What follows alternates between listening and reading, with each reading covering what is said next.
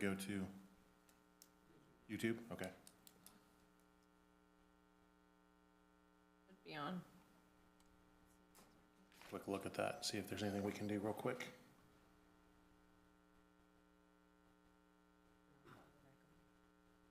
Want me to turn it off? This one will be on.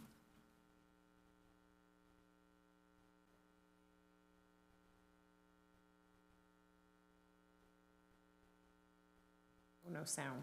Got it. No sound? Yeah. Now there is sound. Yeah, so we should be good, you think? We'll keep on moving then. Sorry for the interruption. Yeah, sometimes there might be a little bit of delay when it comes to the YouTube video. I have gotten reports in the past of no sound, but then when I go and check it, I get sound when I'm Okay. pulling it up, so. And then, May I ask a question? okay. Did you find anything out about what Mr. Fowler mentioned related to voice over IP and an app? Yes, so we can have an app downloaded through our phones, which are through our IT company.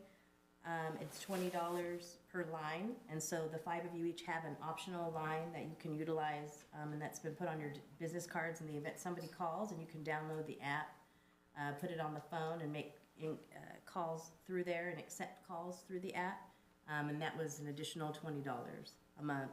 An individual phone is about $45 a month. So that's kind of where we've left off. Is it appears the cities that are more or less our size don't have a policy, don't have phones, and also exercise for the most part that the stipend that's received as council is supposed to cover material cost. But there are some cities like Riverbank who are a little bit larger than us that provide that option if council members are interested, and they do cover the phone. And then the much larger cities are the ones that have actual policies in place. Written policy, and then at that same time also provide an additional stipend, which ranges anywhere between $40 to $90. And I guess it would be dependent on how much their phone bill is. Our average right now for phones is $45 a month, and that app option would be $20 a month for anybody who's interested.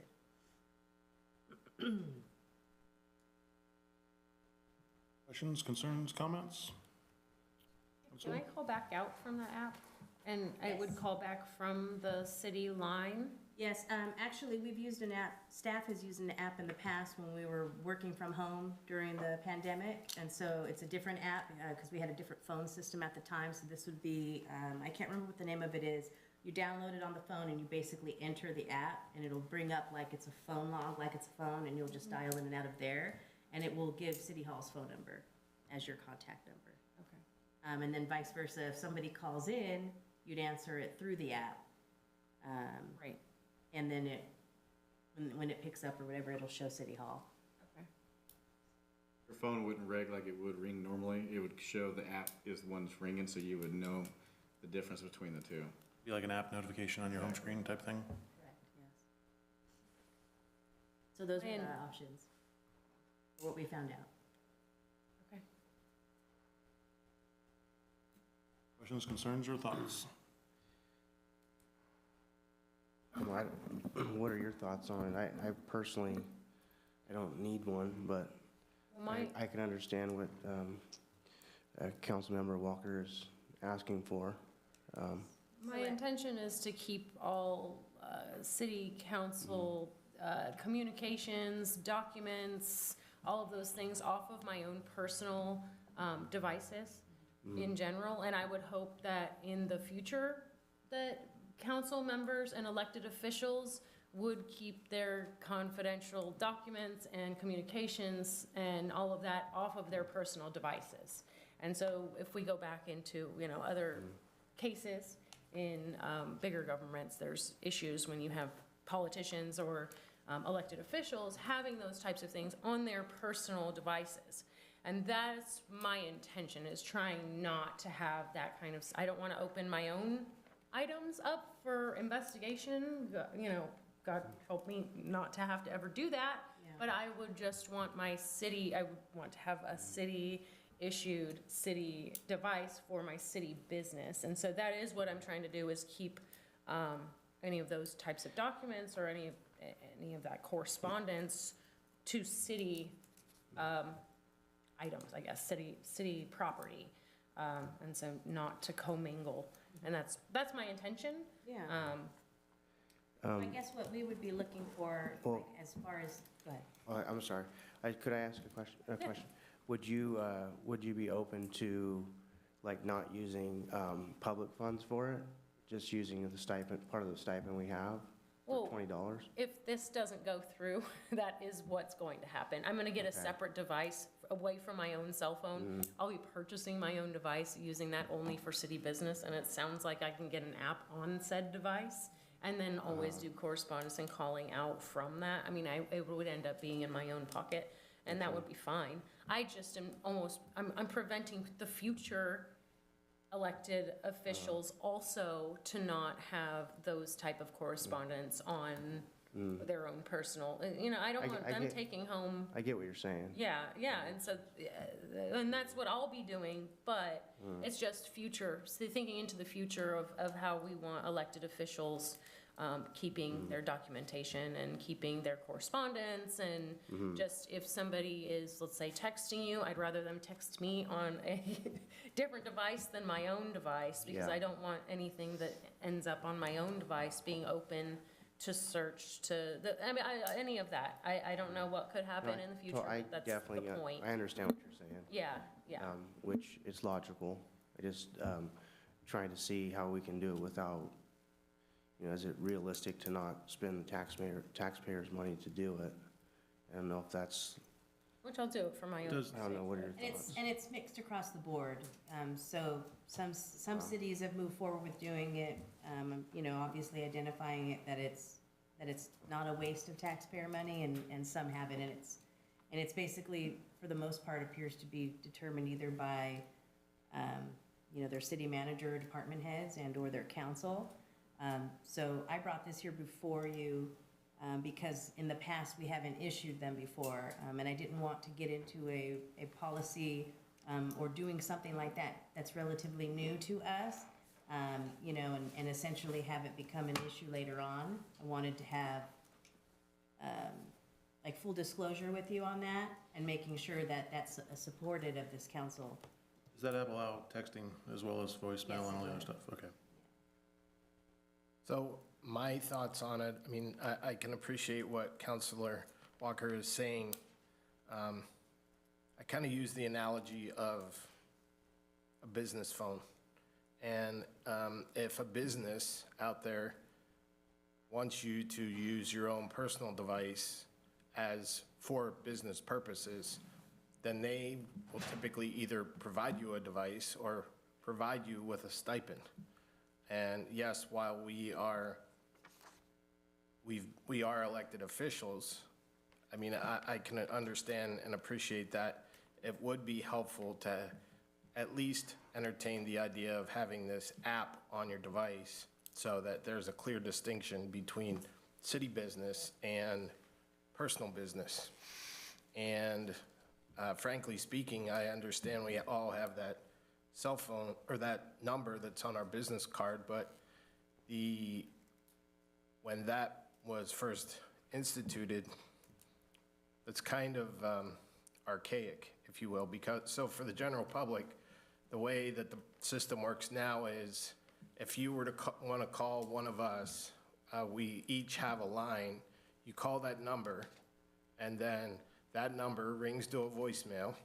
We get sent an email with your voicemail, and then we're expected to come into City Hall between the hours of 8 and 5 to return that phone call from a city number.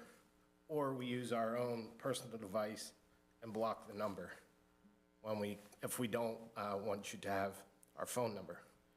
And in my opinion, it seems a little archaic to me, but I'm open to hear what the rest of the council members think. I think that the app seems fair and reasonable. I mean, we're talking $100 a month for all 5 of us. Those are my thoughts. But then do you And it's extend that to? optional, so do you- it'd be do you- whoever wants it. Do you extend If you that to don't want it, planning you don't commission then, and who else would we extend that to? That's the question. I mean, Once I we was start, only where, how looking far at do we go? council. That was where I was looking, if you wanted me to extend it to other commissions. Would- They don't have the email option either. They don't have an email address. We use their personal email address to contact them. And they receive a monthly stipend of, they receive a $50 per meeting stipend. Would it be out of line to ask the public what their? No, this is open. This is an item that would be definitely, before we make any decisions, would be open to the public as well. I'm just curious to hear what they have to say about it. Yeah. If we would like to move to that, we can do that and then bring it back to council. Can I jump in there real quick? Yes, please. Okay, so $540 a month per line, $2,700 a year is what it would cost if we decided to take individual cell phone lines. The app, if we're worried about personal privacy, the app is still on your personal phone, so that makes your phone, I would think, subject to any scrutiny that would be available. The app would not separate. Yeah, I'm not familiar with the app, but yeah, if there is, if the app's not gonna be hermetically sealed, so to speak, away from the other stuff, unless you can just download the app and it has all the files into something else, but if not, it's still gonna require handing over a phone at some level. Your phone's still under scrutiny. I personally have no objection to somebody looking at my phone. However, I could understand why somebody might, and I think it's reasonable to open that up, not as a policy, but as an option, that if a council member were to so choose to want to have one, that we made that available to them without having a formal policy. Is that possible? Fine, it could be a policy decision, not necessarily a written policy, as long as majority of you support that. I just want to add some comments to it. I'm wondering if we can try to approach it the way we had done in the past when it comes to Ed, where he was given the phone, but then he did that semi-annual reimbursement for it, where he paid back the city into it. I know in speaking with the vendors out at First, and that there's no cancellation fee or anything that's associated with it. I mean, if we decide to go to that as like a third option. That does make sense. I mean, it's precedent. It's already been done. So I would think that would be, I don't know, how do you feel about that? As far as council, does, I'm not familiar with what So exactly that entails. the former mayor had a phone that was on her plan. We got him additional phone that was on her contract, but what he had done was reimburse the city back for having that additional phone, so it didn't cost the city anything. It was his personal phone that he paid for, and then he paid 6 months in advance. So it was city issued in the aspect that we got it for him, but he paid for everything associated with it. What was the purpose of that? I'm not entirely sure what I don't know how or why it was done that way. Okay. Prior city manager on that. That was the prior administration worked that out. And I don't want to make any assumptions because I'm not absolutely sure. But the phone was provided through the plan, and any costs associated with it, he paid for. And then the ongoing cost of it, he paid 6 months in advance. And so that's why when we refunded the balance, when we had the change in council, because there was a deposit left for it, and we had to refund the difference, and then we released that phone number, because that was his personal phone, and so he has the phone and he has the phone number. I think it's important to definitely open up and get some feedback from our constituents. But I also would request the city attorney to look into the legalities of the app and see if you just a matter of exporting all the data straight out of the app, or how that works. Yeah, I mean, I'll just need someone that has an IT skill set to actually figure out what that is, because my extent of IT troubleshooting is resetting my computer.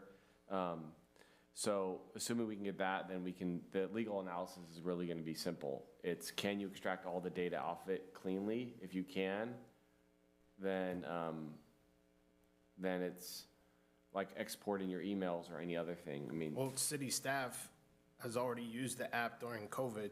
No. Oh, it's a different app now. Like, that was a few years ago, we Okay, used a so- similar app, but we've never had to download background on it. So who provided that app?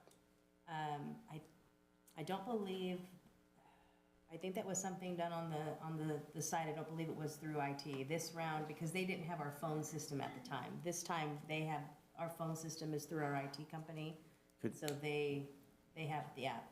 I could definitely follow up and find out what that is, and that could be like an alternative. So maybe the direction is to look into the app, and if that doesn't fully, Plan A is the app, and if that doesn't fully do what we're looking for it to do, then Plan B would be, you know, issuance of a phone, and then how you would like it done. Mr. Mayor, or could we think about maybe like tabling this, looking into that, and I then would have- getting input I would from have the no problem. public? We're gonna get some public input here in a minute. I would have to say that what we did for Mr. Alves is a little convoluted. I wouldn't recommend anything like that going forward. Having a personal phone that we prepay, but the city's on our account, that's just not a good look in any way, shape, or form, in my opinion.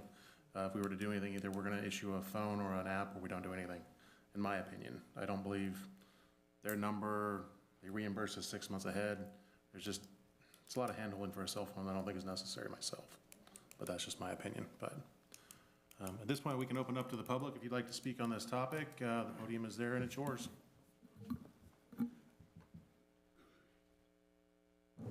I'll just give it a little insight there. Obviously, in the telecommunications industry, I worked for a company called Utility Telecom based out of Stockton.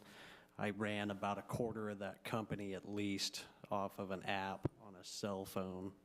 So every provider has their own app, but they all do pretty much the same thing. So the one that I'm intimately familiar with is called MaxUC. There are several providers that may use the company Metaswitch for their switch. That's Metaswitch's app. You can call, receive calls, call out, you can text, you can even do a file transfer from that line through the app. It is secure. I do know we sold it to many medical professionals, doctors, surgeons, et cetera. It's HIPAA compliant. It's the app that we used, at least. Like I said, this is one specific app that I have knowledge of. But it's not only that, but we had City of Burlingame on it also. I mean, I had police lieutenants and the whole 9 yards on this app. It's pretty secure.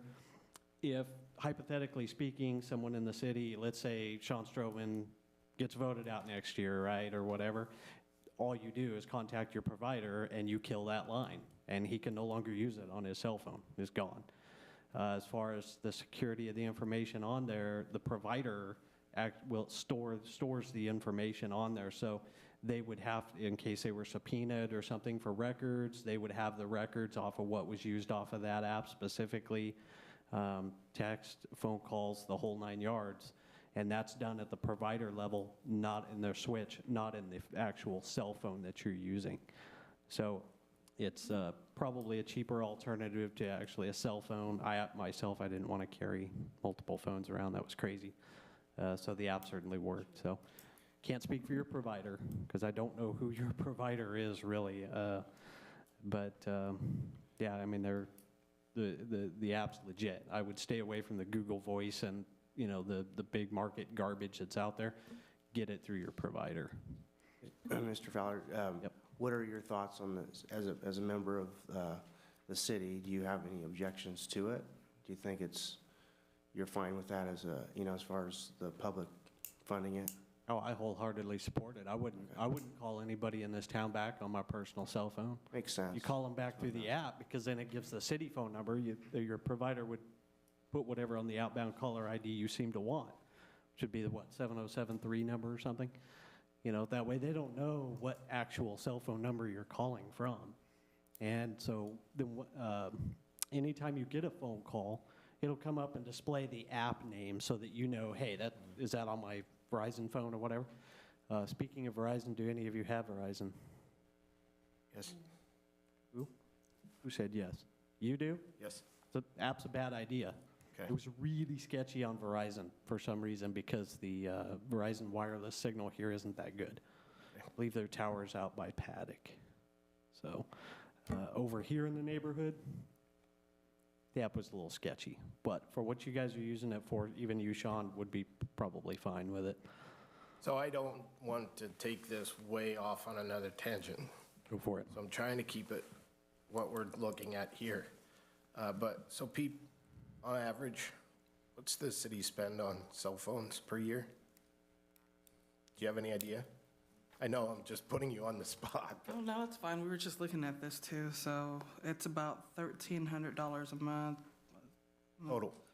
$1,300 a month total. So in a year, you're looking at about $16,000. And how many devices is that? About 33. Was it 33? 33, yeah.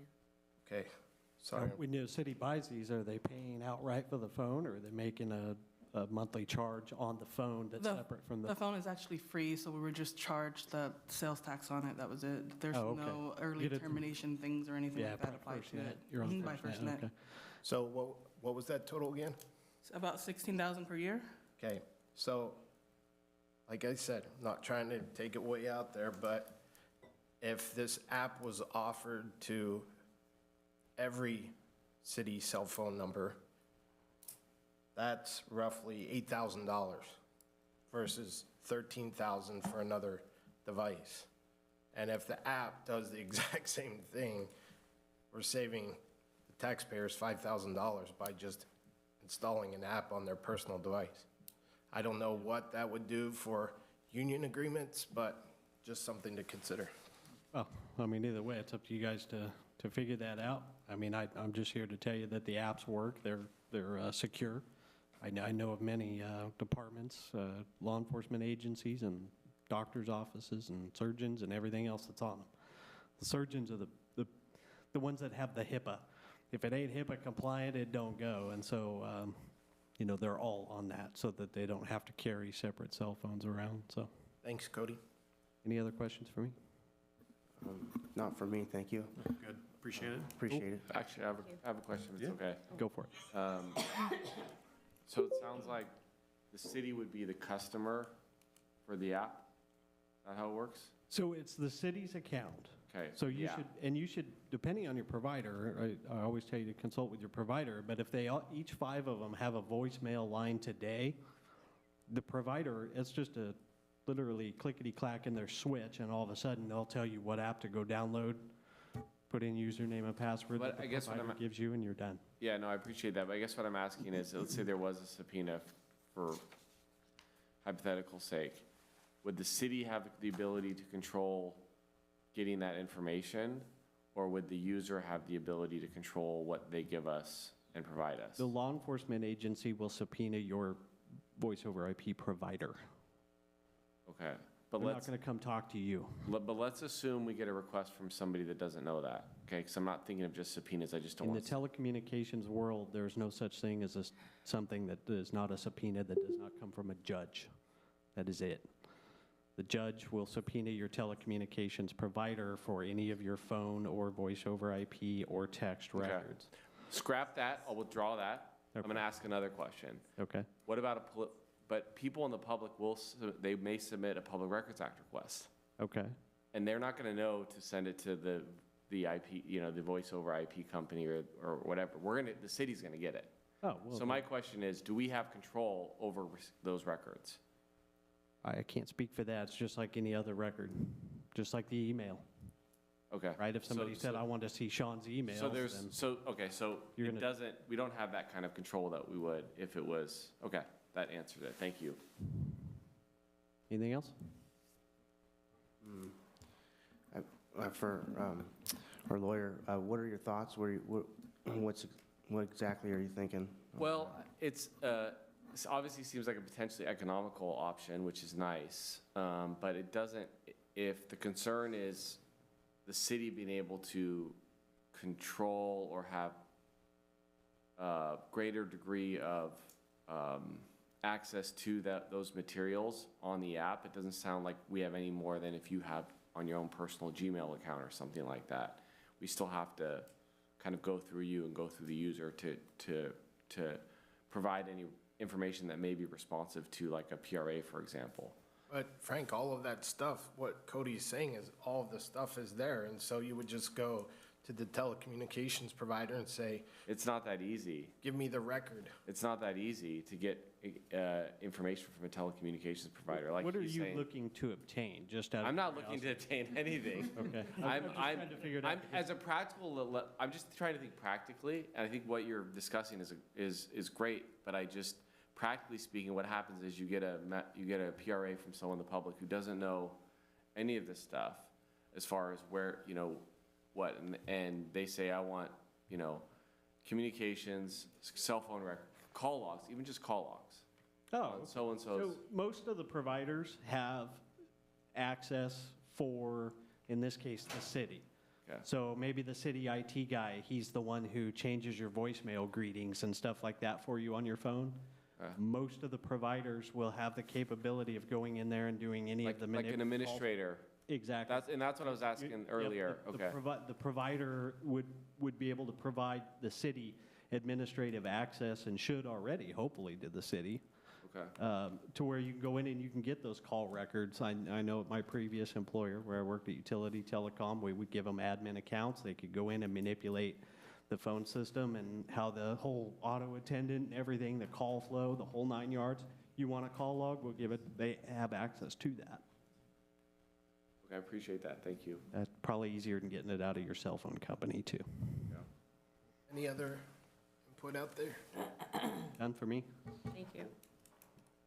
You want this item to be tabled pending some additional? I'm leaning towards the idea of tabling to see what our provider can give us and a little more ins and outs of what we truly have access to and don't have access, Okay. what our protections, where our risks are at. But that sounds like kind of the direction we're going, but we need to know some more details before we flip the switch on that for me. Everybody's else than that, same idea. I would agree with that, too. I think if, it seems reasonable in theory, so if it can happen, I think that's, where I would go with it as well.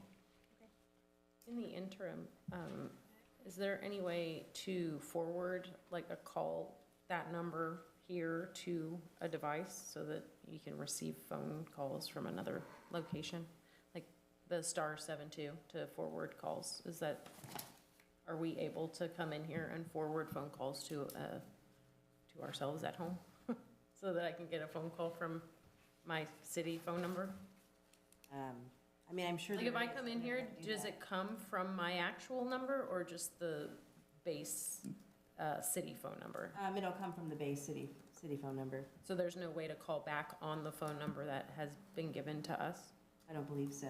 No, they're all, it's 5 separate lines, but they're much like the system, like when I call out to somebody, my department line shows up, not my individual line. Okay, so you can do the forwarding, And that's why we do the forwarding, yeah. So somebody would call in if they're asking for you. First and foremost, if they're asking for you and they want us to reach out to you and share information, we won't give out your information unless you've given us permission to give out your information. And so the next step would be reaching out to you directly and letting you know that person called and getting their information from them to share with you. But then if they still want to leave you a voicemail, we provided that phone number as an option to leave a voicemail for you. I'm just trying to receive the phone call. I'm just trying to Yeah. answer the phone call and say, hi, this is Melinda Walker, and have that conversation. So I'm just trying to figure out if I can come in here, it's *72, and then you dial a number, and you forward it to like this, so that I can answer Yeah, I the have phone no call. idea. I've never done that before. So- I'm assuming if it works, it would work, but I don't really know. Well, I'm just asking if there's a line in here, a phone that I pick up and I call out, and it would be the phone number given to me, is what I'm. Is there No. Is there an a and is there a so- physical device attached to these phone No, numbers? there Okay. is. So you'd have to have what they call remote access to call forwarding, Okay, if there's no physical device. Yeah, there's no physical device for the 5 lines. Well, any of them can be called off of any phone here, but yeah, it doesn't track back to that specific number. So she could most certainly do that, but you would have to request from your provider the service of remote access to call forwarding. So there's call forwarding, where you can dial *72 from the phone, and then the phone number you want those calls to go to, which would be her cell phone. So in this case, because there's no physical phone attached to these phone lines, most providers, it's a separate service for remote access to call forwarding. Okay. Then she could make the phone call and call it her voicemail line, city line from her cell phone, and do the forwarding process there. Then she would get the calls to her cell phone. However, you would not know whether or not you're getting a call directly to your cell phone or a call that came to the city phone first. You wouldn't know the difference. I'm not going to be, I'm getting another line anyway first. I mean, I won't be using my personal line. I'll be getting a separate line. I just would like to have the same phone number. That's, at this point, you know, I don't Yeah, want to get no, that makes sense. another one from AT&T and have an AT&T line that I'm trying to use. So I am not trying to put anything on my personal device, and so that's why I'm gonna get a separate. Most of the new And cell like a phones. business line, like it'll be like my city council business line, but I just wish that it was the same one on my phone number, on my card. Like, Right.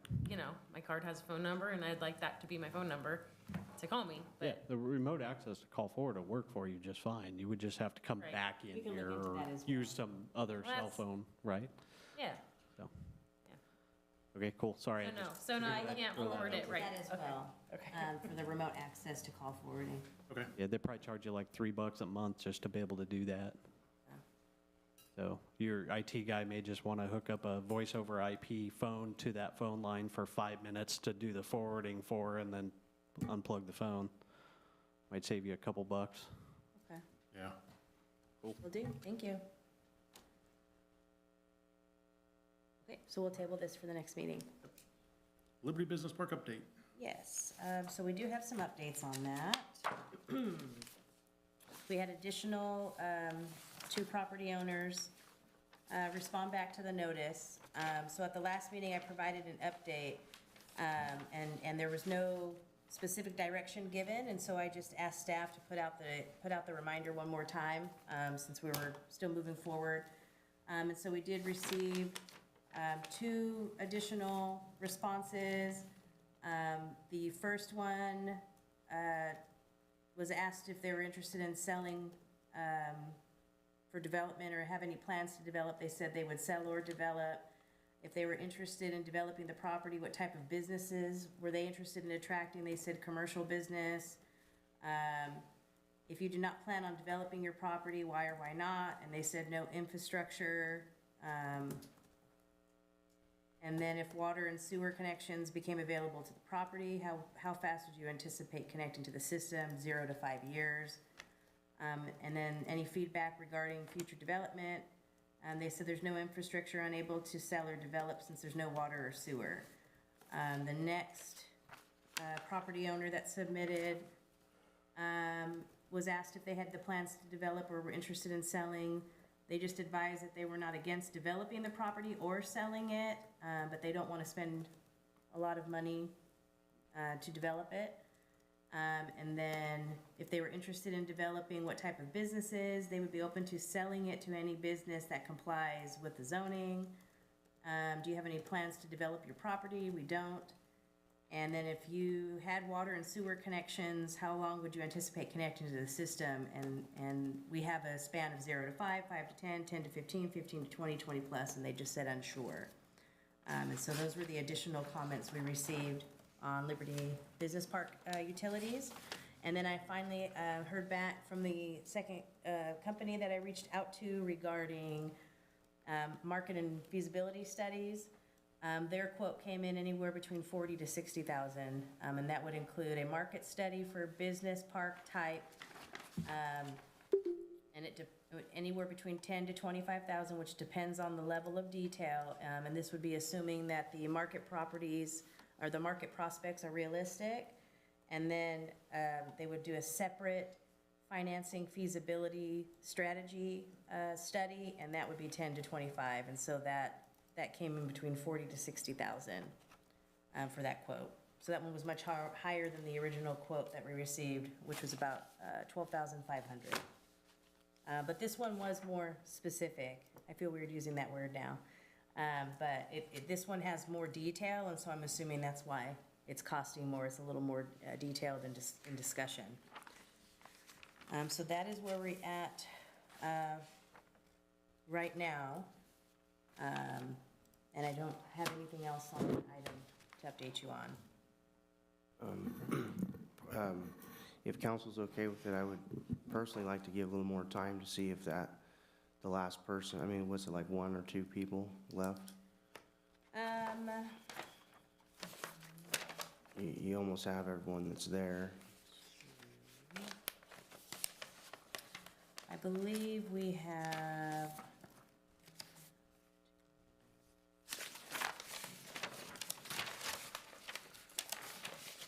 Six. I believe there's 2. 2 left. 2 remaining, yes. Personally, I'd like to see if those 2 respond, and if they do, where they're at, see if it's even a feasible option. Reason being is obviously, revenue is going to be an important thing moving forward. And when you look at the ways that you can create revenue, ideally, I don't think people want to pay taxes, generally speaking. And growing the city obviously creates more issues, more headaches for everyone that lives here. So when you start looking at realistic options, I think business and growth in business specifically, if it's done right, can be a boon for the town, but at the same time not be a major negative drain. And so that's the reasoning behind it. I would support giving some additional time. Would you have a time frame in mind? I don't have a specific time frame, but I think a couple more weeks seems logical. See the next meeting? I'm okay with it, Lee, and seeing if anybody else responds. We know who to talk to at this point, right? We'll just provide another update two at the folks, next. yeah. Yeah, we'll do it again, send it out one more time, asking for response. Okay with that. Everybody else? And then maybe I'll be able to pull up a 3rd quote by then. Some other businesses were recommended to me in this second quote as well, so I can reach out to them and see if I can get additional information as well. Thank you. That as well, no problem. Anything else? Well, We can open up if the public would like to comment on that, please.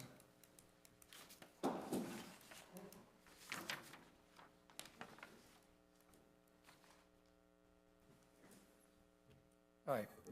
Yeah, I understand the reason to open up business, revenue, but I'd like to know how much sales tax or how much revenue we get from the industries right today. Is it not only property tax? It's only property tax. So if we're looking at a business, industrial, commercial property, whatever industry goes at a Liberty Business Park, that's only going to be the property taxes on that building. We don't receive any funds, I don't believe, from Escalon Packers on their sales. That's assuming that we're talking about those kinds of businesses. I'm thinking along the lines of stuff that has sales tax to it. Commercial. Yeah, I mean, commercial meaning, there's retail's commercial, right? Well, So that's a version of commercial. According to the plan, yes, part of it is commercial. And my second point is that, you know how many square feet of commercial property is empty now within the city? That generates sales tax. I don't know the exact square footage. Yeah, so my point is, going back to Mayor Bellinger's point, back in October, 1.2, 1.3 million, to even go on an update and even look at that, to put that on the burden of the taxpayer, to put more industrial and commercial, which you do not know what's going to be out there. If it's industrial, it's only the property tax. That's it. And so commercial, what commercial? At Yeah, 7.75. Correct. These are all unknowns at this point. These are reasons why I want to see what is logical, what's possible. Yeah, I mean, if you look at the plan, just see what the plan was for industrial. Yeah, And that 38 will only acres be- of that will retail, only be the rest of property it's light industry. So am I right or am I wrong that we get no other revenue from industries within the city other than property tax. Because there was a point in time, they were gonna leave because the city was putting the pressure on them to pay their way. They threatened to move. I'm not sitting here saying that No. I'm right or wrong. What I'm looking at is what might be Mayor best Pro or Tem, hey, not best for the town. I'm not saying that you're wrong. I'm just saying, as you begin to look at this plan, Yeah. and you talk about industrial, then think of the industries that we have now that the city is basically supporting in many ways. So it's only property tax out there. And the commercial property, we have a lot of. Correct. We have a lot of Well, buildings. yeah, that's correct. I mean, when you're talking about strip malls and stuff like that, yes. You know, if you're talking about, you know, there's a lot of different things potentially out there that drive sales tax. A good example would be like Caterpillar or a large, you know, tractor company that sells on property. Those would need physically larger spaces, but also have a major sales tax that come with it. So I think a lot of it has to do, you're right, in the sense that it has to be well thought out if you're gonna do it. But at this point, what I'm looking at, to be perfectly transparent and honest with you, is I'm just seeing, is it an option? If so, is it in our best interest as a town? And if it's not, then I'd scratch it. If it is, then, you know, I'm not doing it for any other reason other than that. The reason I say that is it's of my opinion that I think we're gonna have a major issue with inflation moving forward. And I think that inflation issue is gonna be a problem if we don't forward think. That's why I'm looking into that. Yeah, well, I appreciate that, but I still haven't gotten an answer. Do we get anything other than property tax from the industries? I'll look into it for you and find out specifics on that, but I wasn't, generally speaking, thinking Then about an I'll ask industry. the city attorney. I don't Do believe that we do. do cities get other revenue from industries within their cities other than property tax? Yeah, TUT, sales tax. Pardon? From industries, industries specifically? Yeah. Yeah, I mean, I'm assuming, Mayor, you want me to respond Yeah, to the please. question? Yeah, so sometimes cities will come up with various business taxes, for example, that are able to tax gross receipts even for various types of industry. One example would be cannabis. You have cannabis cultivation, cannabis manufacturing, cannabis distribution, that they'll be taxed at a certain rate. That'll be less than retail. That's just I'm just using that as an example because that's just one example of something that's recently been trending as far as taxing the various types and uses of cannabis, commercial cannabis. So even if that commercial just has an industrial side, so to speak, manufacturing, distribution, cultivation, the cities are still able to get some. But and then you could do something similar with other types of industry as well. But for the most part, the TUT tax is just going to be for point of sale. So it's not going to be a huge revenue driver. Industries that manufacture large items and sell them in other counties, cities, we don't see sales tax revenue for those items. So unless they're selling on the property within our town, we don't get sales tax revenue. And Based on the plan, you're getting 55% as it's set up now, light industrial, rail-oriented industrial, you're at 55% of the property out there is planned for that, unless we change the plan. For just industrial, we still have, you know, office, which is 14%. I'm not sure we're getting a lot of sales tax there, but we have commercial and open space of another 30% as well for commercial and other items, but. thank you. Mr. Mayor, would it be fair to say that what we're talking about is direct income from the development of the park, but secondary income would be employees for that development that would potentially spend money in our town? Yes. Generating oh, yeah. sales tax dollars Some of the tax load, yeah. and those types of things? Okay. Yeah, well, that was the fourth time that question's been asked and never answered. What kind of sales tax money, if any, do we get from industrial businesses in town? Packers, Hogan, and what's the other packer over there? Right. So that ought to be common knowledge, and you ought to be able to tell us right now. How much money do we make? I'm under the understanding I'm not allowed to give those numbers, but I mean, if I had to, I mean, it's not, Part of this. it's not a lot. Like, it's not a commercial retail business, and so their number one is not sales tax. So we get property tax. Anything that they would sell within the city would come through. And so in the past, we've had a business that we looked at that was industry related, or manufacturing related, and it was estimated, you know, how much sales tax would they generate when they come into town, or if they did anything. And the way that we've discussed it with the county, who collects all that tax for us. Let me just pause 1%, yeah, so it is minimal. The question is, how much money does Packers put into this city, other than property tax? That's just a simple question. Budget's coming up. That ought to be part of the discussion, aside from Liberty Park here. I'm going to make it part of the discussion because we pay a lot of money as taxpayers to fund these guys using our treatment plant that they foul.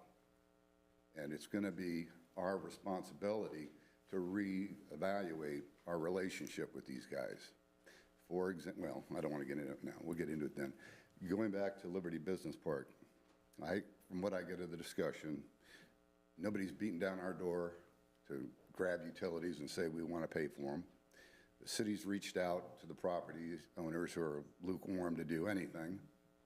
The funding for any activities out there, aside from water and sewer, roads and everything else, if you read the specific plan, are the specific burden to those property owners, not to the city. So anything we want to do to help development out there has got to be tied to their land. And that's the catch.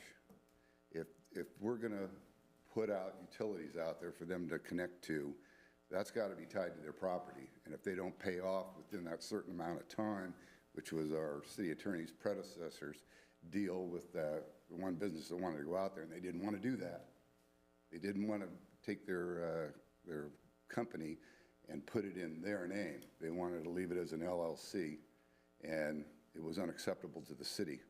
You got to tie any kind of utilities purchased by the city or deferments to their property, and if they default, we take the property. And then at some point, we develop it, you know. Then it becomes something worthwhile to look at. But all of this studies here on how we market this, are they paying for that? Why are we marketing it for them? I don't believe that's been said that we would do it. That was a question by someone on the council that asked the question. You need a philosophy before you start all these gears moving here. What exactly are you trying to accomplish? And what's going to trigger the next move that you make? I don't think you guys have read the specific plan. Chapter 7 spells all this out. Appendix A costs it all out, granted in 2007 dollars, but read it. And then you get an understanding, you know, you're trying to market somebody else's property that doesn't want to do anything, you know. So we have other properties here we could market, try to get revenue in that already have buildings on them, already have utilities. I think that's where the effort ought to be, and I think this is just spinning wheels. Thank you.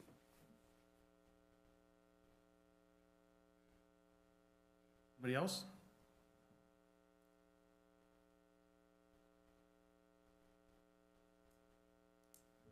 Well, it's been a long discussion about the different things tonight.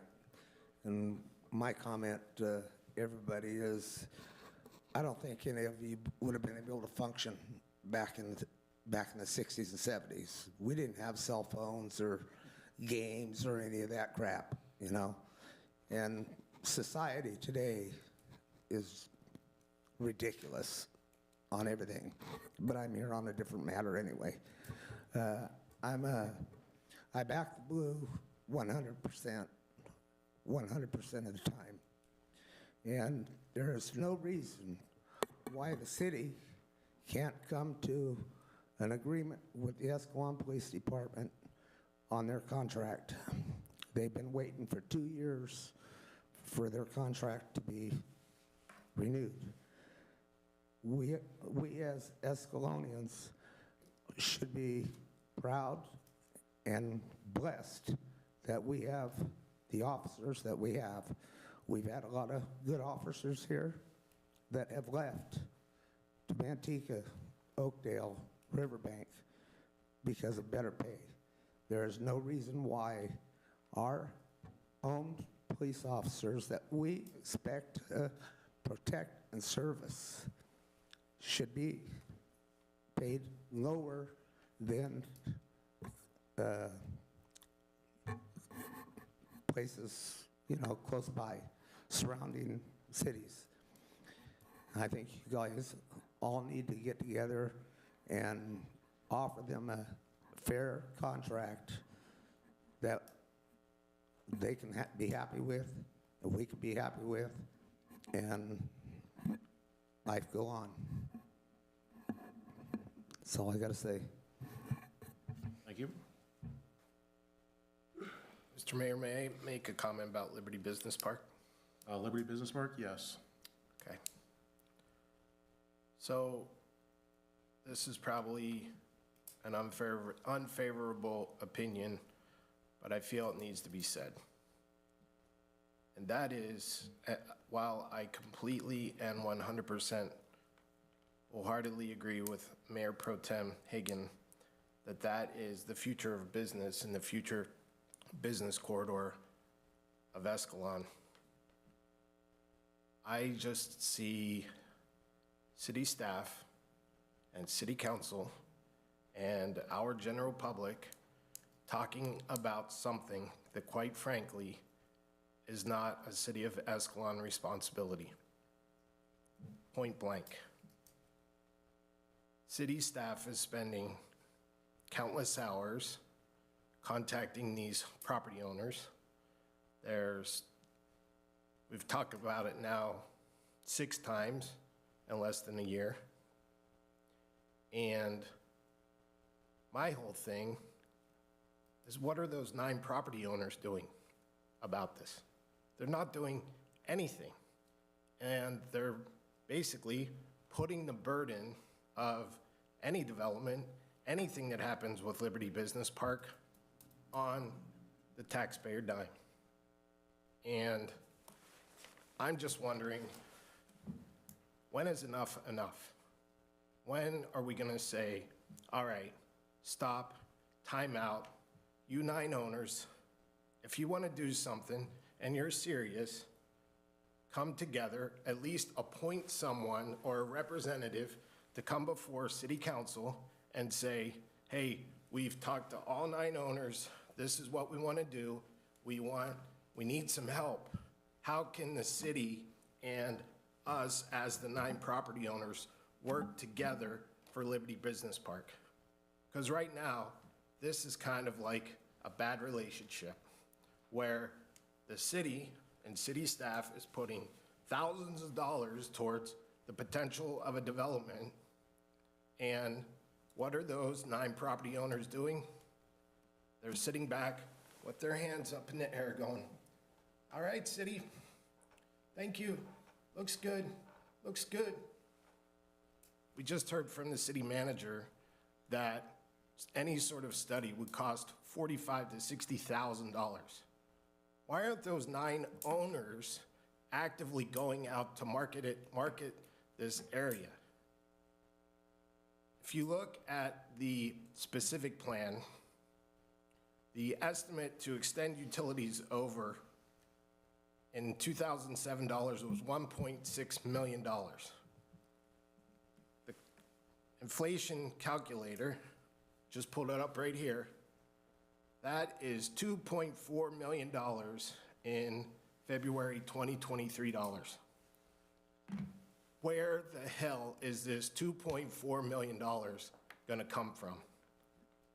We, as a city council, have much more important priorities to get done as a city council, including the surface water project, the sewage treatment plant upgrades, and as Mr. Govia just mentioned, trying to get our police department a fair and equitable raise.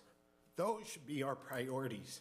And until someone, a property owner, comes in from Liberty Business Park and says, I need your help, that's when we should take it serious.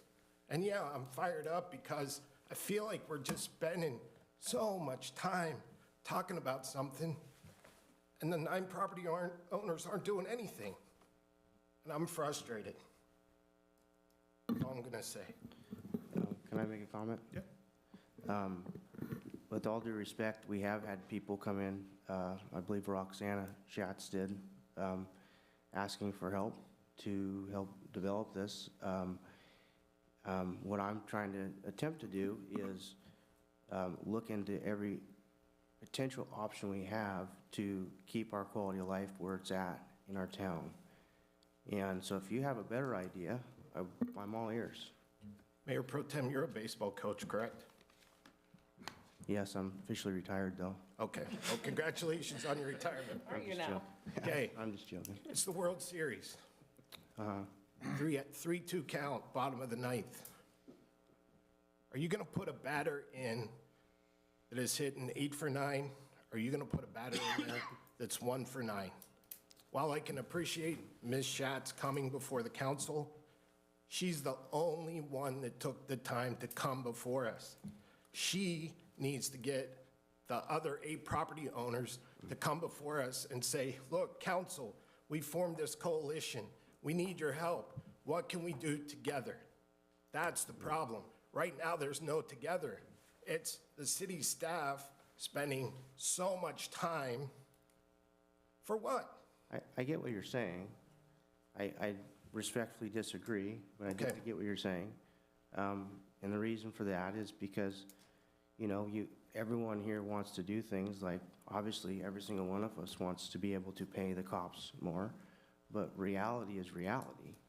So if we want to make that happen, you have to find a solution that's going to fit that option. So any ideas where the $2.4 million is going to come from? Not until I mean, I've got a couple ideas, but not until I know if it's even an option. We've been in violation for this by the state of California for the sewage treatment plant since 2005. How does that look to the state of California when we tell them, sorry, Justin, we can't upgrade your sewage treatment plant. We're going to spend $2.4 million to take utilities to Liberty Business Park? Oh, I'm not sure tonight's the night for answering that I know, question. and I'm going on a rant. I Just to apologize. kind of bring it back together a little bit, my thoughts on this is that 2.4 million is more than welcome to come out of the pocketbooks of the landowners. They're the ones that benefit from the development, more so than either the developers that are buying it or the owners that are going to get the benefit of an improved property value by doing that, but that is my opinion. But nonetheless, we move forward to see what the last 2 properties owners have to say, and then we're going to put this to bed one way or another the next meeting, in my opinion. Make a decision and move from there. But I think at this point, we can move to matters presented from the audience. Kind of went that way a minute ago. The public may address the city council on any item that is on the agenda at the time the item is called.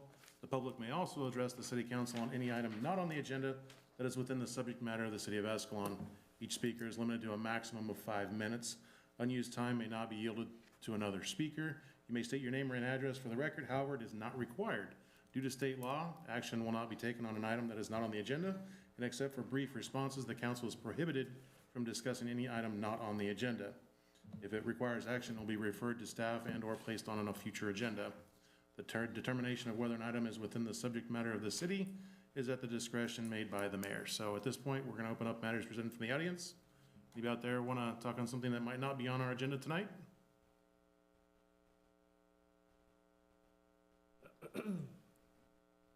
All right, why not? Actually, this other gentleman pretty much kind of spoke to what I wanted to talk about, because the previous council pretty much passed a budget knowing that our Escalon Police Officers Association contract was up at that point, and they passed a budget without including anything for the Escalon Police Officers Association. So that was last year. I went back through recently and did a little bit of the same research that was done by Sergeant Hardgraves last year.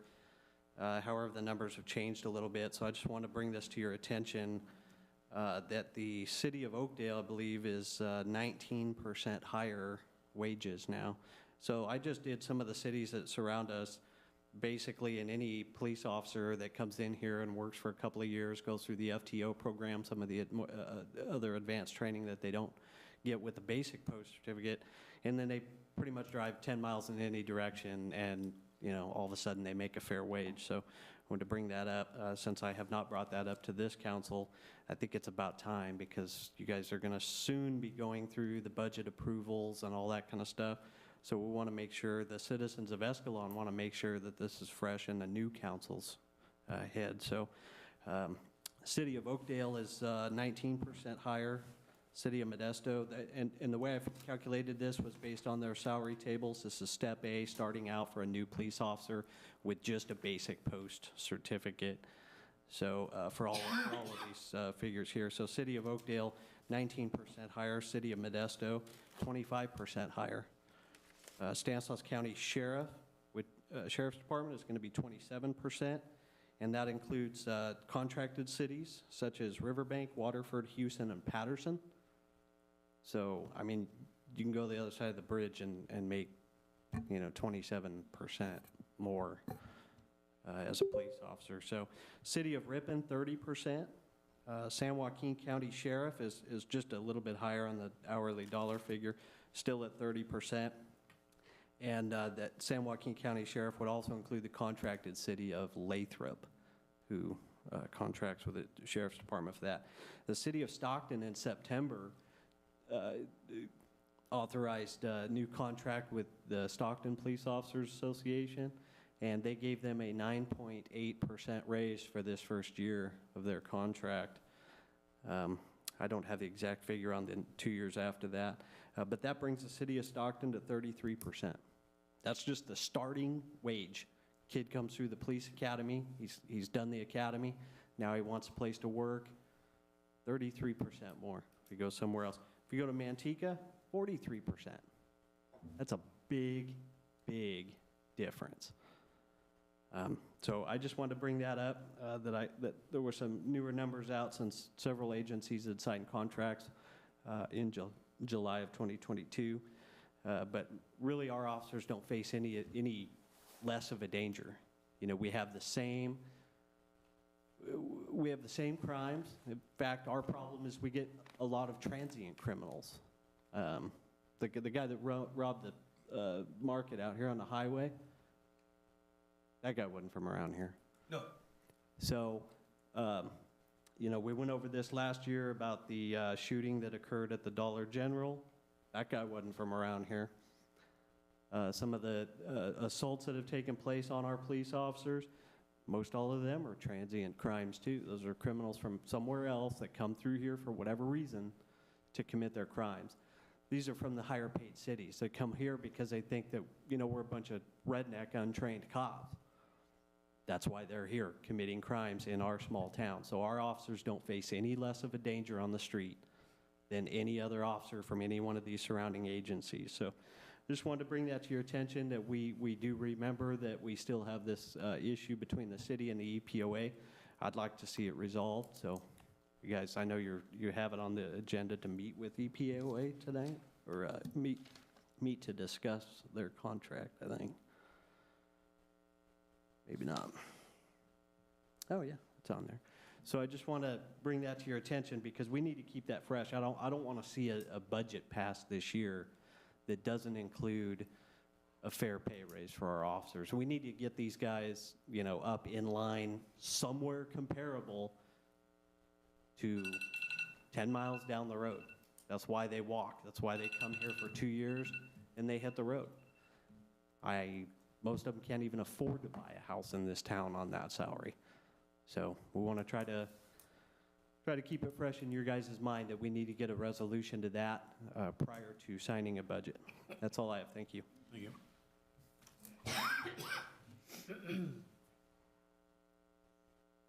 Anybody else from the public would like to bring something up? Anybody out on the go-to meeting by chance, anybody? All right, we'll close matters presented from the audience at this point. Move on to item number 6, public hearing. Introduce and waive the first reading and hold a public hearing to consider the adoption of ordinance number XXX, amending an Escalon Municipal Code 17.41140 related to accessory dwelling units and junior accessory dwelling units. Staff. Thank you, Mayor. So in recent years, the state of California has approved and the governor has signed into law a number of bills that, among other things, amend government code sections to impose new limits on local authority to regulate both accessory dwelling units and junior accessory dwelling units. In 2022, California and the governor signed SB 897 that further amends government code. And among other things, these new amendments require, one, that the city allow certain ADUs to be higher in height or taller in height, up to 18 or 25 feet tall, depending on the situation. Require the city's front yard, front setback to yield for certain ADUs. Require the city to justify a denial with a full set of detailed comments describing the deficiencies in the application and explaining how to remedy them when applying for a building permit. And removing the automatic repeal in 2025, which is now in the ADU statute, has been made permanent. SB 897 took effect January 1st, 2023. Since the city's ADU ordinance did not comply with the new requirements of that Senate bill by that date, the city's entire existing ADU ordinance has become null and void as a matter of law, and the city had to allow ADUs with no local regulation except for the few requirements in state ADU law itself. As you may recall, we passed an urgency ordinance, I want to say maybe 2 months ago, and then it's best practice to follow up as quickly as possible with a non-urgency ordinance to be considered, which went to our Planning Commission last month. They reviewed the attached ordinance and recommended that the City Council adopt said ordinance on a 3-0 vote with 2 absent. The attached ordinance is substantially in the same form as the urgency ordinance, which would amend Escalon Municipal Code 17.41140 as adopted by Council on February 6th, 2023. Under California Public Resources Code, the CEQA environmental review does not apply to adoption of an ordinance by a city or county implementing these provisions, which California's ADU law, which also regulates junior accessory dwelling units as defined by the state of California. Therefore, this proposed ordinance is statutorily exempt from CEQA, and that the proposed ordinance would implement the state's ADU law. We did public outreach, as we do with all ordinances, before they go to both Planning Commission and Council, posted on our website back in March, posted on our Facebook page, added into the newspaper, the Escalon Times, on March 15th. And at the time of the agenda publication, we had received no public inquiries on this item. So attached are the draft ordinance, which is Exhibit A, which are the proposed amendments to the municipal code. And then attachment B is from the Planning Commission agenda with the exhibits and approved meeting minutes of that meeting. So essentially, the way that this ordinance is drafted, and we always tend to do so unless otherwise instructed, but past councils have always said to exercise the city's control over things that we can control as best as we can. Those items are very, very limited, but we have done so where we can.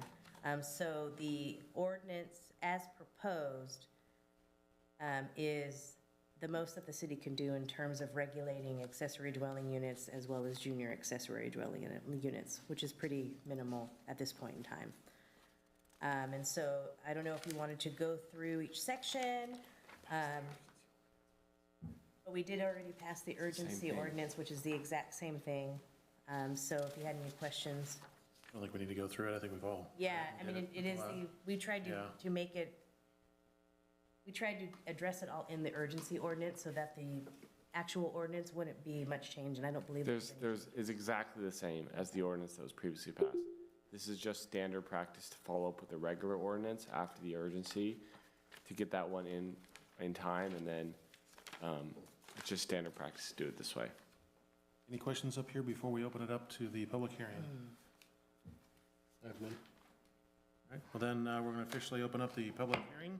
Actually, Mr. Mayor, Go ahead, Councilman Drummond. I believe that Councilor Walker may have some questions. Sure. So I did have some questions about the income reporting section on the ordinance. And my question really is, and it has the income reporting, let's see. The owner must report the actual rent charged for the ADU or JADU during the prior year. And I'm wondering what other rentals or what other units in the city of Escalon also require those type of income reporting, if we are requiring that from all rentals within the city of Escalon? Currently, we didn't have this requirement until now. And so this will be utilized for future ADUs and junior ADUs for income reporting. Okay, and do we, But currently, we don't ask for that now. and we don't require it on any other rentals within the city of Escalon, rental homes, rental units, no, we don't, this is the only thing that we are This is the only requiring? one. This will be something new that we'll implement, most likely in accordance with our business licenses. And it's because of the state law, the new state law. The state law makes, it requires us to take income reporting from the ADUs and JADUs. This is not something that can be fixed. Correct. Okay, so it is required by? It is I would say, Okay. the vast majority of what you're reading is required. To the extent we could exercise any local control, we took it. But unfortunately, this is, So they must report how much they're charging for rent every year, or every year? I read it when I read it. Right. So it'll be the city's obligation to identify those sites. And so this will coincide with our housing element report. So the reason that they're asking for the income reporting is because there are a lot of cities out there that felt like they couldn't take accessory dwelling units and junior accessory dwelling units and count them towards their affordable housing. Everybody's got a set of regional housing needs and a certain number of houses that they have to build or are required to build by the state within their housing element plan. And there's a portion of very low income, moderate, above moderate. And so this is related directly to that in the aspect that the income reporting gives the city a clear picture and a document from a property owner that's essentially telling us what the income is. And then we're able to take that information and utilize it in our housing element report, because if it's considered low income in accordance with state law, we can put it as count it as a unit that's been created under our low income housing requirement. And so how do we document and report that for single-family homes at this point? Like, how do they know how many we have that are low income or medium income? Like, how are they able, if we don't require that for other homes as well? Like, how is that accounted for? It's not. We're only accounting it in accordance with our housing element annual report, and those annual reports only visit the houses that are built that previous year. So every year, they come in and ask what permits were pulled for single-family ADUs, new units, it's basically per dwelling. And so single-family, an accessory dwelling unit, or a junior accessory dwelling, they're considered separate units because you have separate people living in them, potentially. And so those can be counted as essentially another home. And so we do count those in our housing element reports. Okay, so the short of it is it's required by the state of California, and Correct. that's how we have to do that. And then my other question was on the landscaping. Is that also required by the state of California? Landscaping is required by the state of California. This may not be specific to ADUs, but they have a model housing or a model landscaping ordinance. It's called MUELO. And we've incorporated that into everything in the city the last several years. And so the state of California has a separate law that addresses landscaping. And so basically what the state of California has said moving forward with accessory dwelling units and junior accessory dwellings is it has to be a one-stop shop. You go to the ordinance and it has to tell them all of their regulations for anything. They should not have to go anywhere else in your municipal code to look for anything. And so typically if you're building a home, you know, a basic single-family residential house, you'd go to R1 for the low-density zoning and get your setback requirements. And then you'd need to go into the landscaping to find out the landscaping requirements. And then if you're looking at other areas, you may have to go to several sections of municipal code to look up certain things. And typically staff will help guide you. But the state of California, and they said this about, I'd say 2 cycles ago with ADU ordinance, everything has to be in that one ordinance. You can't make them go anywhere else. And so we've taken our landscaping requirements for the city and we've put them into the housing, into the ADU ordinance because they are our municipal code requirements but located in a separate section, and moved them into the ADU ordinance so that they apply to ADUs. And so these landscape requirements are applied to all new residential builds? Correct. So every home that's built has the 15-gallon size plant and a 24-inch box plant and a 6 feet tall wide, or what is it, 6 feet tall plant specimens, etc. I mean, those are all, as a home is built, that is what is required? We do have the requirement for one 15-gallon size plant. And then we do monitor plant specimens, landscaping drought tolerant, and then all trees within 20 feet of public right-of-way must be from the city's approved. Yes, those are all requirements somewhere in other parts of our municipal code that have been implemented into the ADU ordinance. Okay. But this is not required by the state of California, correct? It is, but not under the ADU law. It's required by the state in accordance with MUELO, their landscaping ordinances state law. It's a separate state law. Right. Yeah, that we've moved into ADUs to make sure it's covered. Because the ADU law requires you to put it into the ADU law. So we're talking about double legislation by California that's applying to that section. I'm just trying to understand because this is a dwelling that is going onto a property that already has a dwelling, right? So you would think that the property would already have with whatever the landscaping requirement is. And so the full scope of a landscaping requirement for one single family home would not be doubled because you have an ADU on site as well.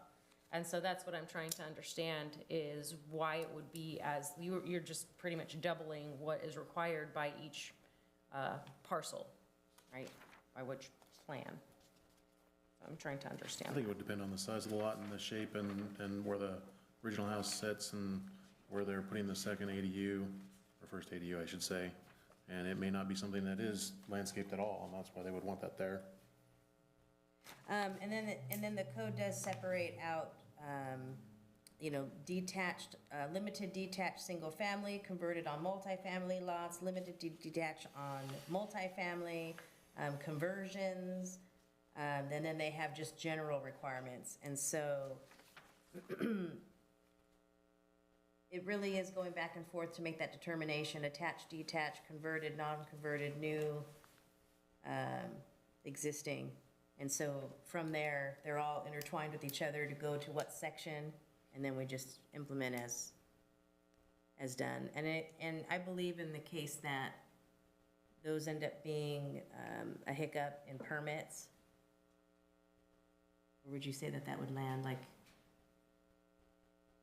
you understand what I'm asking? No, I don't. Okay, never mind. So where are the liberties that we were able to take? So what sections are those that we were able to deviate from what the California code is requiring us to do? I do not believe there were very many of them.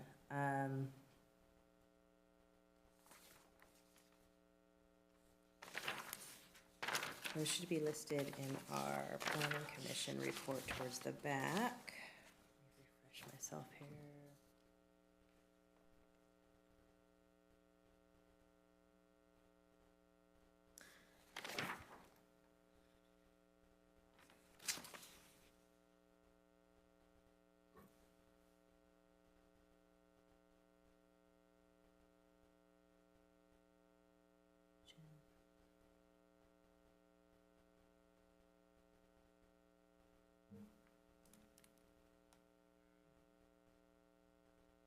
think we were very, very limited on having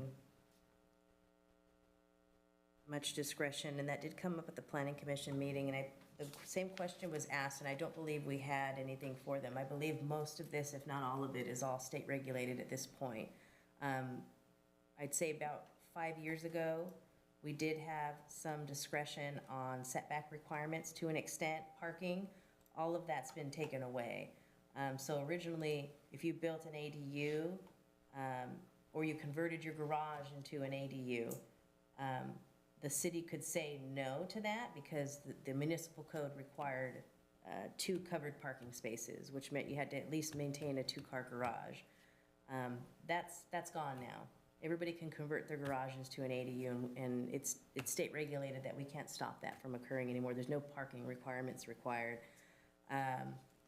And so, yeah, they don't appear to be pointed out in here, so I don't believe we had very much say at all.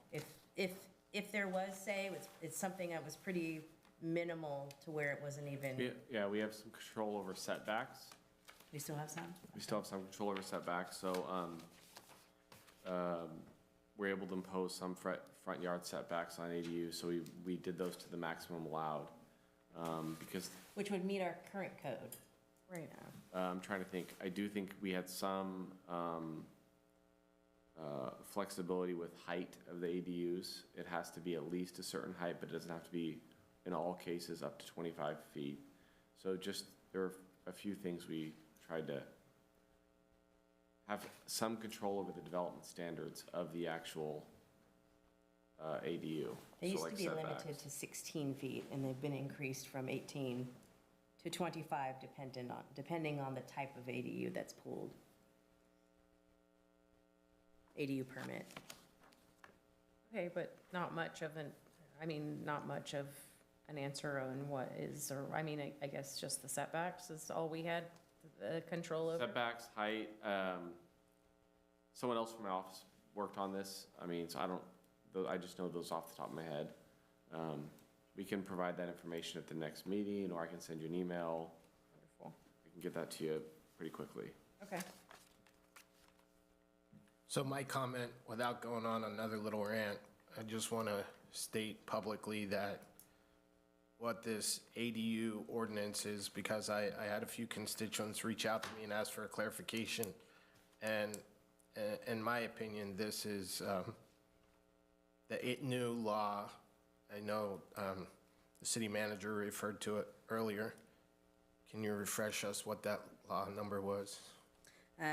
Senate Bill 897. So SB 897 is once again an overreach by the state of California trying to force their will upon local jurisdictions. And so what the emergency ordinance did and what this full-on ordinance does is basically provide the very little input that we as the city and as the planning commission can provide when it comes to ADUs. In summary, the city really has no jurisdiction whatsoever outside of these minor setback issues and building heights. Because the state of California, if somebody were to come in with an ADU, staff can't deny it. And so I just want to make sure the public is aware that, in my opinion, that this is an overreach by the state of California. And it's been moving quicker over the last few years because we, are well aware that the state of California, has a need for housing, and so they're trying to produce as many housing units as possible, and so they find accessory dwelling units and junior accessory dwelling units to be beneficial towards that practice, or their policy of expediting housing production. They're cheaper to build, they cost less, and they've essentially taken local cities and the agencies, authorities to charge for them as well. Like originally, if you built a second unit, we would have you pay impact fees because the impact is the same. It's a second unit. You have another family living there. It's almost essentially the same as a regular house in most aspects. And that was where they started first, was taking away that ability. And then it slowly just progressed down to that. We tried to hold on to the parking the most because we know that parking is an issue everywhere. The neighborhoods, not just here, but everywhere. I mean, back in the day, houses had 1 or 2 cars per house. You don't have that anymore. You've got 4 or 5 cars per house. And so, and most people aren't utilizing their garage for parking. They either can't fit their vehicles in it, or they're using it for storage. And so that's pushing cars out into driveways, which is pushing more out into the street. And so, but we don't have that authority anymore. And that was probably the biggest hit to the planning department, with the exception of setbacks and all those things, making sure that they lessen the impact to surrounding neighbors. And it's in certain scenarios, we used to be able to do, use permits and at least notify neighbors that this type of thing was happening. It would be more discretionary. It's become ministerial, done through, the city. So. Thank you. Let's open up that public hearing for this ordinance. Anybody out in the public would like to speak on that, you're more than welcome to come up to the podium and speak to that matter. Anybody on the go-to meeting by chance? No. All right, well, we don't see any takers out there. We'll go ahead and close that public hearing. At this point, is that all we're doing, is just the hearing of this, or we're not putting this in? We're putting this in, right? Looking for a motion on this? Yeah. Right, I'd entertain a motion if that's our options here, folks. I'll make a motion, basically to follow what staff's recommendations are on this. And that would be to introduce and waive the first reading of this ordinance, which amends the municipal code, chapter 17.41140, related to accessory dwelling units and junior accessory dwelling units, and exempting it from the CEQA requirements. We have a motion on the table. Do we have a second? I'll second. Let you guys pick who got that one. At this point, we have a motion and a second. All those in favor, say aye. Aye. Aye. Those opposed? Motion carries 5-0. At this point, we'll move to council communications and future agenda items. Before you move forward, I Yes. just wanted to advise that because this is an ordinance, this was introduction and waiving of the first reading, it will show up on the consent calendar at the next meeting as a second reading and adoption. Okay. And then will go into effect within 30 days, but it's already in effect because of the urgency ordinance. Thank you. Just wanted to let you know.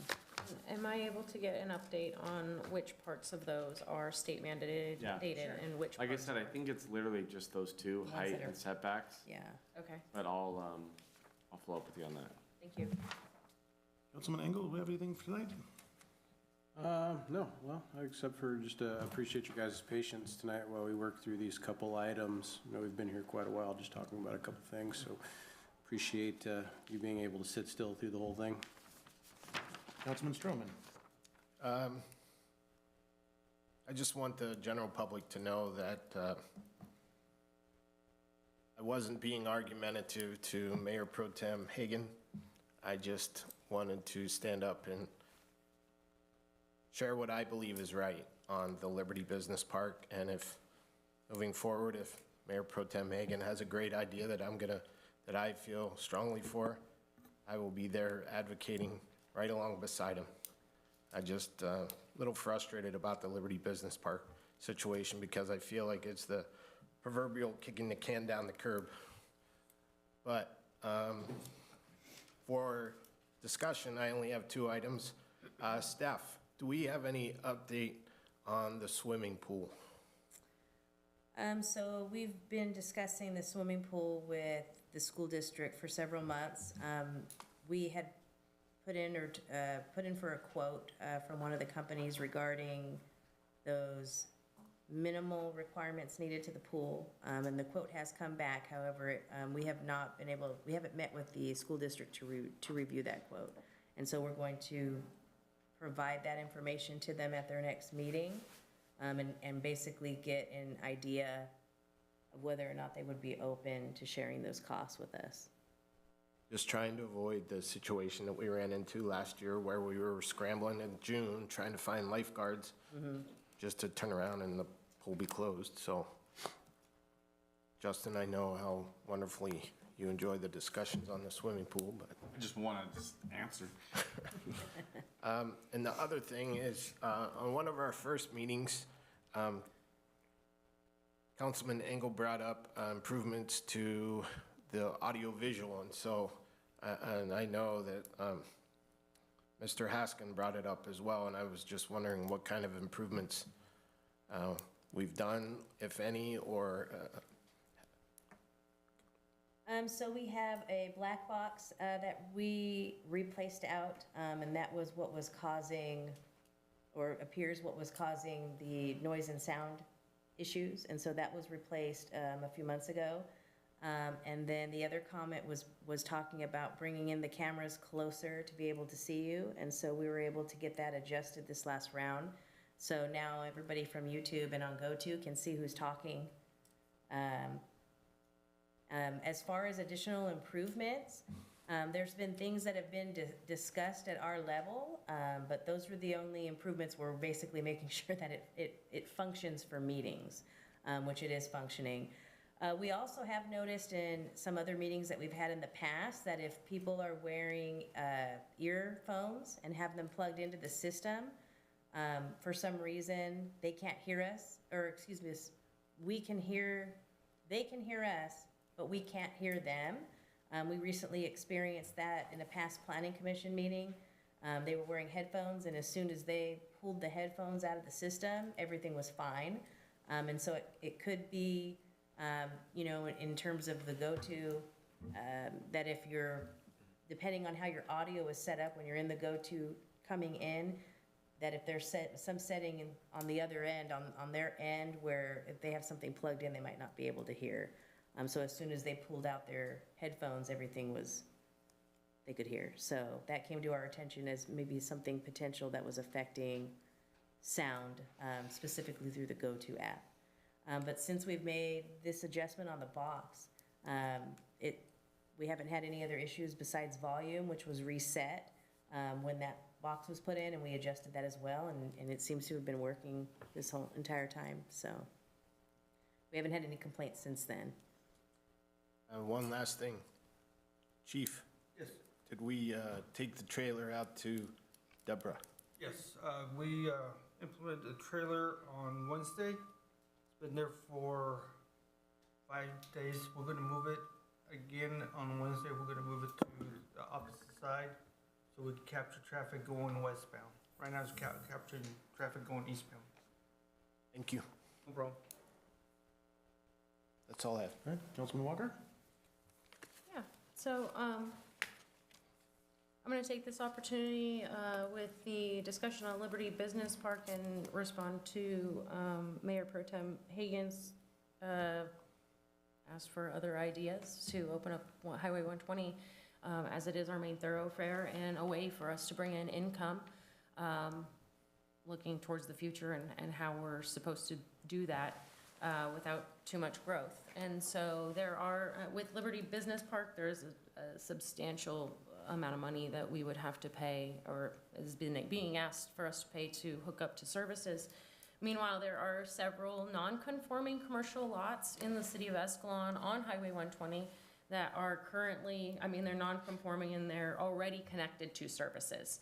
And so, all the way from Campbell, so our city runs from Campbell to Brennan. So Campbell to the railroad is actually already hooked up to city services, or easily hooked up to city services, and that would include those lots that are between like Lopez Imports and where Orlando's is going in right now. Those are all commercial lots that are already hooked up to city services.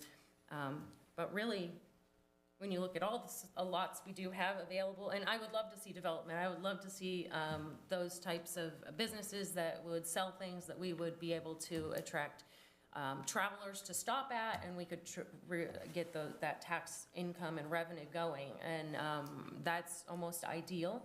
But really, in the whole matter of things, they're private lots, and there are none of them for sale.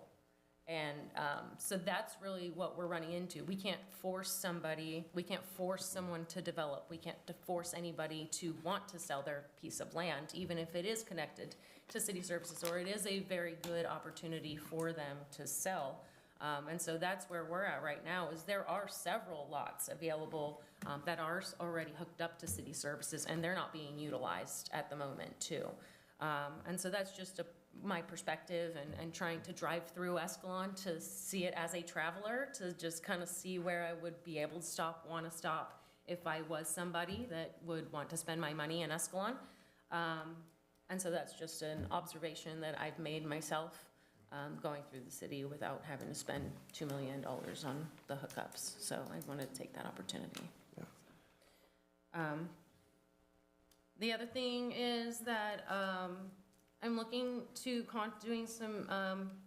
looking into contacting Escalon Parks Foundation. So in talking about are the income revenue sources that we may or may not have, Escalon Parks Foundation is a organization that was made by the city of Escalon, and they are to contribute to our parks and recreation facilities and programs, and we haven't really gotten an update from them, or at least not since I've sat here, or much of an update from them. So I'm just looking to open communication. I would like some updates from them, and I would like to see if we can start encouraging them to fundraise and contribute to the city so that we can have some upgraded parks and recreation facility and programs.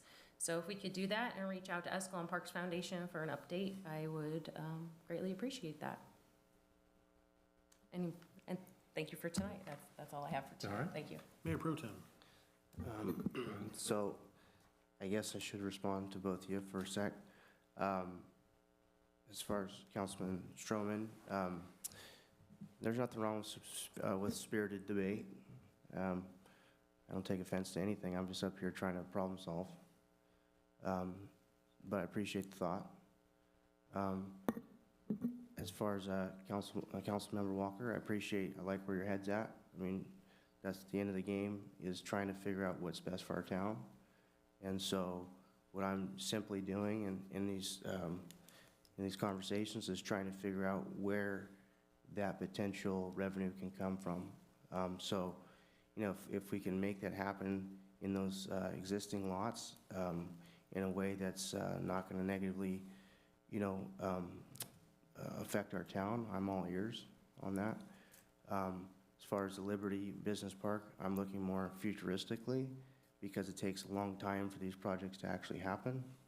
And we've got some major shoes to drop, in my opinion, in our country. And I want to be prepared for that as a community. So that being said, a couple things I look at as far as for Public Works. On Brennan, I was told there's a large pothole that seems to be a major concern for people. So I was wondering if we could, I'm not exactly sure where it's at, but I was wondering if we might be able to take a peek at that. Yeah, I actually was contacted with that today, and I was just outside the city limits in the county, but got good relationships with the county, so we both met out there, and it's actually been taken care of already. So it's back to where it needs to be, and it's safe to drive over at this time. Good work. I had a few people from the community reach out to me as far as the CCH senior housing stuff. For this question, I guess, Dominique, city manager, they were wondering if we get some more information or specifics on, you know, what, there was the mention of like lottery. What does that look like specifically? What are they actually talking about with that? Because that, you know, is that something that can be community driven? If so, how much can it be manipulated by the citizens here in the favor of the citizens that live here? So I was looking into that and finding out what the actual specifics would be to that language before we ever jumped into something bigger. I would like to know, is that something that can actually be, you know, designed specifically for our people? And then he had mentioned using his own money potentially to do it as a private deal or a partnership maybe with another private person. Maybe we could figure out if that was an option as well. Sure, and I did follow up with them after our meeting, and so we're looking towards scheduling a few workshops, and because this would be potentially a city project, because it's on city property, you know, we can host as many workshops as you like. But we are looking at scheduling some future workshops to get more public and community input. And so at that time, I can give him these items to provide additional information on. And then, of course, at those workshops, anybody that has those type of questions specific, you know, can ask those. But I'll definitely ask that he go over those items, specifically regarding the lottery, so people have a better understanding of that. And then the second part, I have discussed with him, and he did mention that he needs to complete like a market study of the area before he'd be able to figure out whether or not it's something he would be able to finance himself. But potentially, it does sound like if it was financed in that fashion,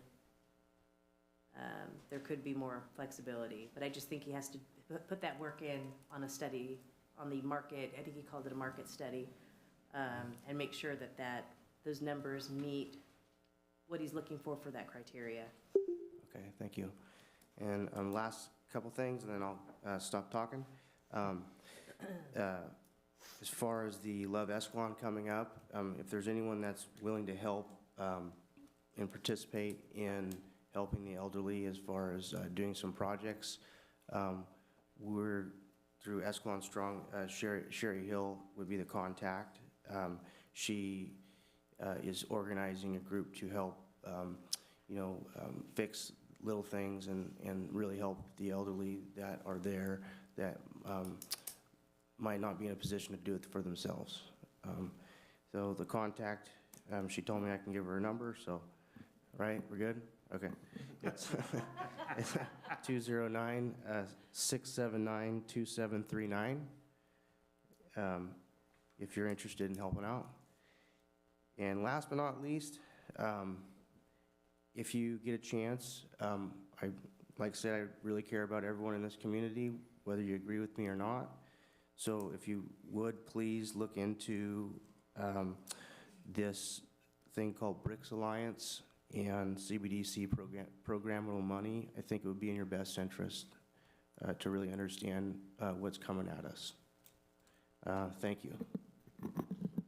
Love Escalon. What, do you know the date of that? Just I believe it's April 29th. April 29th. Okay, thank you. I couldn't remember what it was. Wanted to make sure everybody had that date. Just a couple questions, a couple comments. Justin, for you and the Public Works team, had a couple of folks from out of town that were at our community center at the ball fields. They relayed to me that they were very impressed with the facilities. Bathroom was incredible. Field condition looked on point. Place was picked up and neat. It's one of the best in the area. So just want to pass along that we're not just proud of it here. We've got other folks that are coming in saying, "Now this is a nice little place." So just pass that along to your team to keep up the good work. Thank you, Real quick, Chief, or is this might be for Dominique? I had a couple folks ask me what the radar trailer cost. There was some concern of how much that cost, and I wasn't sure what we actually spent on that roughly. Just a ballpark number. 16? I believe 16,000. $16,000? Okay. Yes. Well, I can let them know that, so. All right, and then I think that is all I've got at this point. We're gonna adjourn to closed session. If we have anything to report out after that, we'll come back to the council here and report out if we have anything to report from that session. Until then, see you then.